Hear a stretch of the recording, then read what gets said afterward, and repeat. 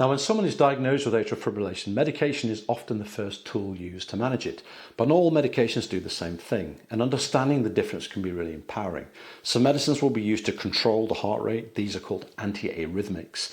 And when someone is diagnosed with atrial fibrillation, these tools can help to prevent the atrial fibrillation from coming or slow its rate down when it's too quick, and that can really help your symptoms.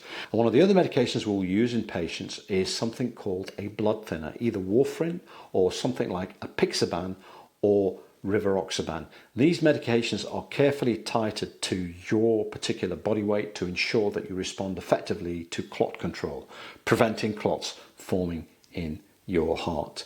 Now, many people switch between one strategy and another depending on which is working the best. For example, if you're on Warfarin, you need regular blood tests to monitor your blood thinning. If you're on Apixaban or Rivaroxaban, you don't need that, but you can sometimes bleed more with those medications. So these are the balances that doctors will put into play for you when trying to manage your atrial fibrillation medically.